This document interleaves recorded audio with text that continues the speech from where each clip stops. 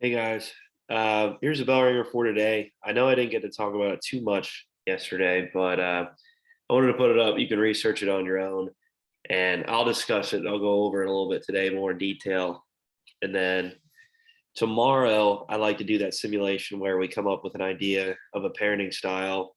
You kind of go, one of you act like a parent, and one of you act like a student, a child, and you kind of go through a simulation and a made up scenario of what challenges you might encounter. Well, let's say a different type of parenting style, whether it's authoritarian, permissive, whether it's uninvolved or authoritative. Okay, so we'll go over that towards the end of this lesson here. But here's the bell ringer for today. You can pause the video so you can write down your response, and I'll go over it. So you can pause it now if need be.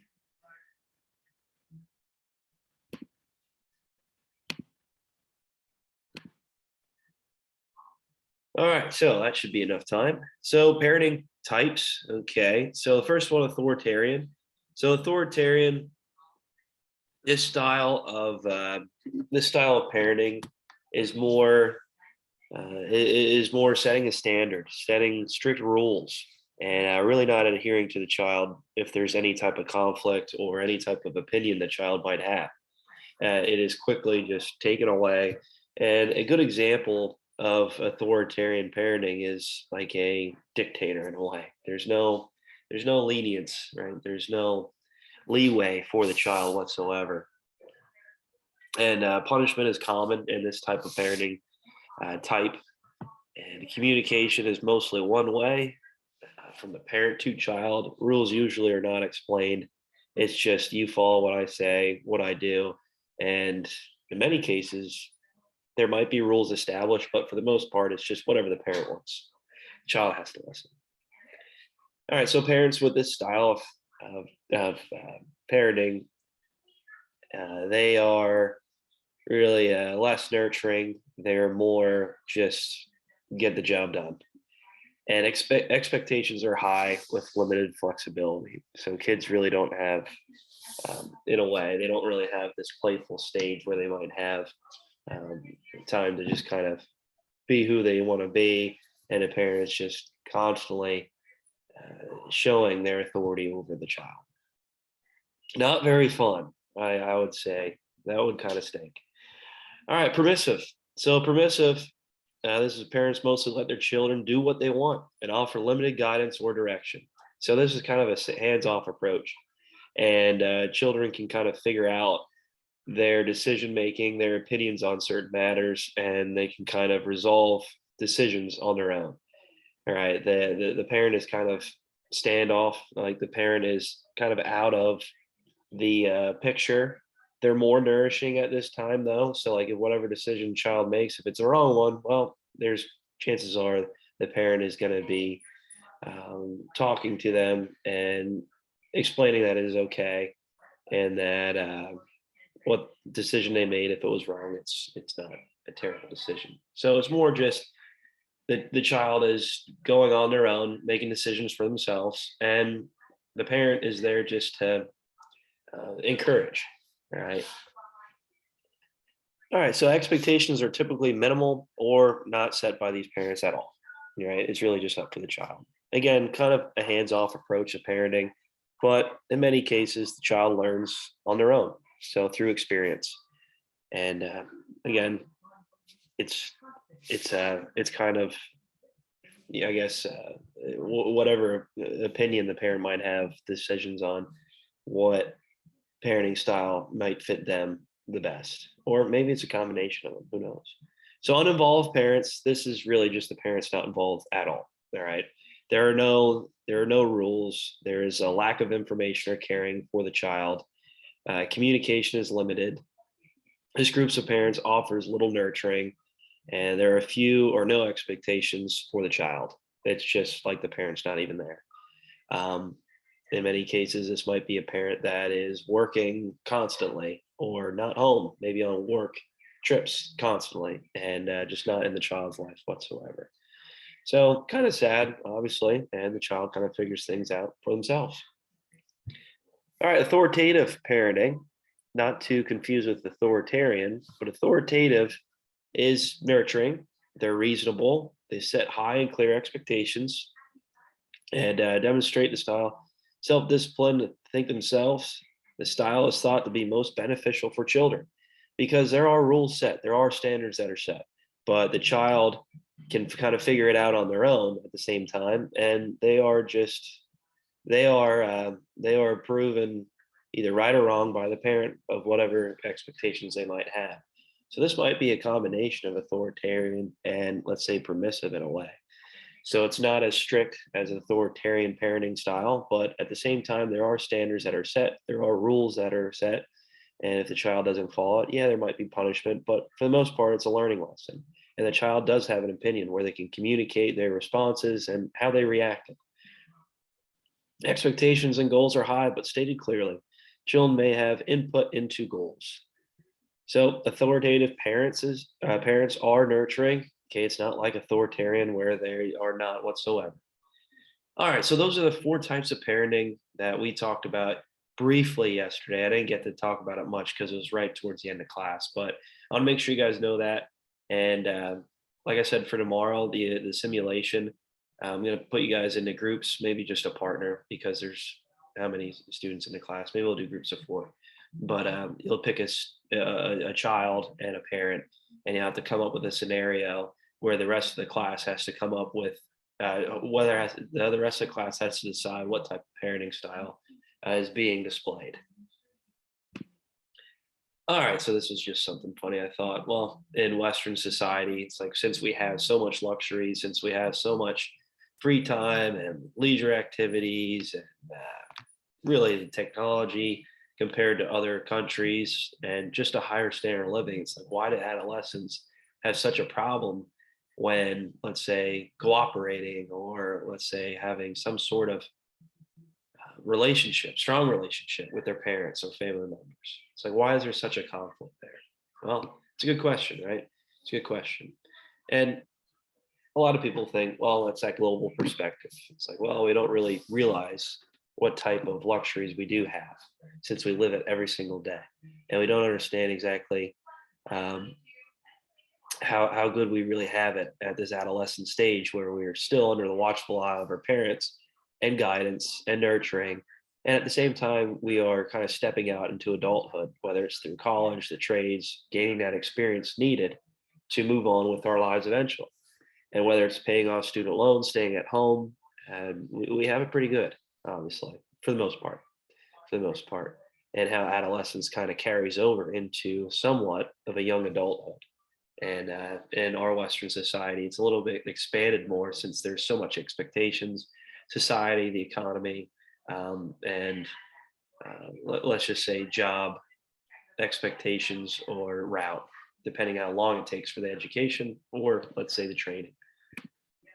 All right, rapid social change.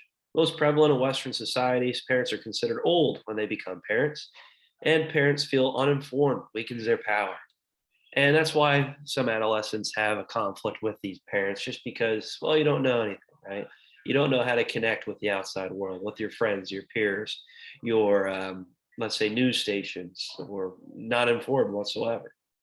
And that's a good example. I know with my dad, there's a lot of times where I'm the one telling him what's going on in the world. It's like, well, how did you know that? Well, I have Twitter. I mean, it is that fast of explaining these certain events that are occurring in our life, right? It happens instantaneously. So it's something that we might have a conflict with our parents just because we're more informed about the world and how it's changing with these new forms of technology, especially that helps us. And parents maybe stuck in their old ways, right? That they are maybe not accepting of new innovative ideas. All right, so slow down and learning. This is kind of what I was saying before, and how older you get, more set in your ways you are, right? You're not going to be, you're not going to change your viewpoints about the world, the perspectives about the world, whether it's by government practice, maybe it's politics. You're not going to really change that ideal much at all, right? It's just going to be set in stone. It's going to be something that older generation aren't accepted too. And I'm not saying every adult is like this. Obviously, there's viewpoints that maybe are recognized by people later down the road, but for the most part, many people of an older generation aren't accepting of new ways or new methods. And we talked about counterculture already. That's where these groups kind of form, and to challenge the authority of the parents and to maybe move past it. All right, so physical and psychological differences. So physical, different ages, youth, lots of energy, fearless. Parents are settled and conserve energy. Psychological, so adults are realists, kids are still idealists. So idealists are where we can maybe think of different changes in the world without thinking of, let's say, a ultimatum, right? We are trying to see the best out of people. We're trying to see how we can try to make things better.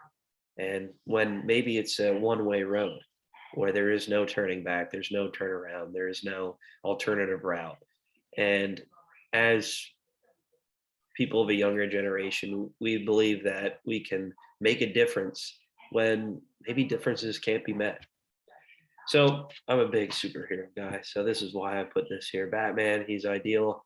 He's an idealist. He believes that he shouldn't kill anybody, even with the most punishable crimes.